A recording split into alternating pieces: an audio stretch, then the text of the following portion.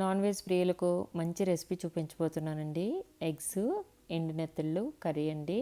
ఎండు చేపలు ఎవరికి ఇష్టం ఉండదు చెప్పండి. హాయ్ అండి, వెల్కమ్ టు శిల్పథాట్స్.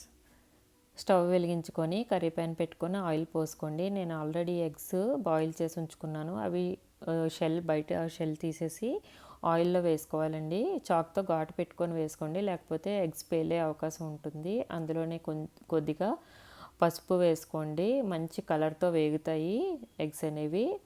ఇలా వేపితే చాలా బాగుంటుంది. కొంతసేపు వేగనివ్వండి. 4 minutes వరకు అయితే వేపాలండి బాగాను. అండ్ కత్తితో ఘాట్లు పెట్టడం వల్ల మనకి పేలదు. అండ్ కర్రీ కూడా బాగా పీల్చుకుంటుంది కర్రీ అయినప్పుడు. అండ్ ఇలా చూడండి, 4 minutes అయ్యాక హార్డ్గా తయారవుతుంది ఎగ్ చుట్టూ. అంతలాగా వేపుకోవాలి. మంచి కలర్తో చాలా బాగున్నాయి కదా. ఇప్పుడు ఒక బౌల్లోకి తీసేసుకోండి ఇవన్నీను. మీరు నా వీడియోస్ చూస్తున్నారు కానీ అసలు లైక్ చేయటం లేదండి. కొంచెం వీడియోస్ నచ్చితే లైక్ చేయండి, ఎంకరేజ్ చేయండి. లైక్ చేయడం వల్ల అందరి వరకు వెళ్తాయండి వీడియోస్ అనేవి. ఇప్పుడు ఎగ్స్ అనేవి తీసేసుకున్నాం కదా. ఇందులోనే ఆల్రెడీ నేను ఎండు నెత్తళ్ళు ఉంటాయి కదా, ఎండు చేపలు, నెత్తళ్ళు అనే చిన్న చేపలు ఉంటాయండి, అవి బాగా కడిగి పెట్టుకున్నాను. ఇందులో ఇసుక ఉంటుంది, ఒక్కొక్కసారి బాగా కడుక్కోవాలండి. ఎగ్స్ వేయించిన ఆయిల్లోనే నేను అవే ఎండు చేపల్ని వేసేసుకున్నాను. ఈ ఎండు నెత్తళ్ళు కూడా బాగా వేగే వరకు ఉంచుకోవాలి. ఎండు చేపలు ఎప్పుడున్నా సరే ఫస్ట్ ఆయిల్లో వేయించుకోవడం తప్పనిసరి, లేకపోతే కర్రీ అస్సలు బాగుండదు. ఇలా బాగా వేగాక మళ్ళీ అది కూడా పక్కకు తీసేసుకోండి బౌల్లోకి. ఇప్పుడు నేను ఆల్రెడీ ఆనియన్స్ కట్ చేసి పెట్టుకున్నానండి.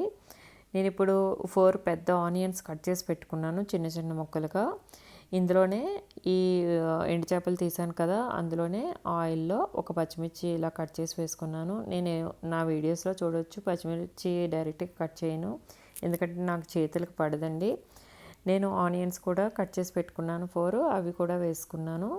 పచ్చిమిర్చి, ఆనియన్స్ వేసుకోవాలి. ఇప్పుడే కరివేపాకు వేసుకోండి. నేనైతే కొంచెం సేపు ఆగాక వేసాను, మర్చిపోయి. వీటిని బాగా వేపుకోవాలండి. ఆనియన్స్ ఎలా వేగాలంటే బ్రౌన్ ఆనియన్స్ లాగా వేగకూడదు, బాగా మగ్గిపోకూడదు. దీనిలో నేను పింక్ సాల్ట్ వేసుకుంటున్నాను. సాల్ట్ వేసుకొని బాగా వేపుకోండి.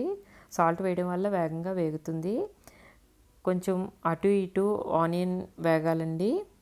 ఇందులో 4 టమాటాలు కట్ చేసుకొని ఇలాగా చేతితో నలుపుకొని వేసుకుంటున్నాను. అలా వేసుకోవడం వల్ల టమాటా వేగంగా మగ్గిపోతుంది. టమాటాస్ కాస్ట్ పెరిగిపోయినా మనకి తప్పదు కదండి. ఇప్పుడు మూత పెట్టుకుంటే వేగంగా మగ్గిపోతుందండి టమాటో అనేది. చూడండి, బాగా మగ్గిపోయింది టమాటో. ఇప్పుడు గరిటె తీసుకొని అటు ఇటు గట్టిగా ప్రెస్ చేయండి. ఇంకా ఏమైనా ఉంటే వేగంగా ఉడికిపోతుంది టమాటో అనేది. ఇప్పుడు 1 స్పూను కారం వేసుకోండి. టమాటా మగ్గిపోయింది కదా.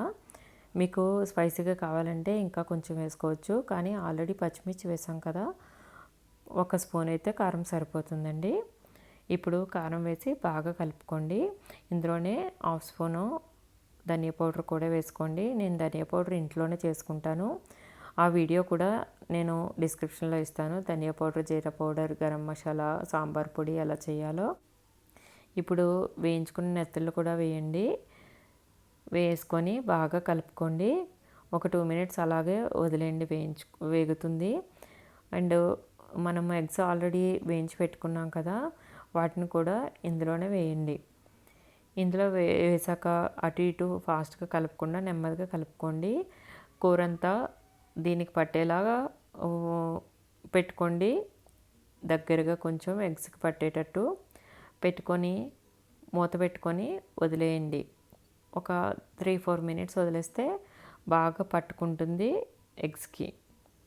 ఇప్పుడు 1 గ్లాసు వాటర్ పోయండి. ఇందులో వాటర్ పోసి బాగా కలుపుకోండి. బాగా కలుపుకొని మూత పెట్టేసేయండి సిమ్లో పెట్టి. కర్రీ బాగా ఉడికి దగ్గరగా అవుతుందండి. చాలా బాగుంటుంది కర్రీ అయితే. వేడివేడి అన్నంలో వేసుకొని తింటే ఎక్సలెంట్గా ఉంటుంది. ఎండు చేపలు ఇష్టపడిన వాళ్ళు కూడా ఎంతో ఇష్టంగా తింటారండి.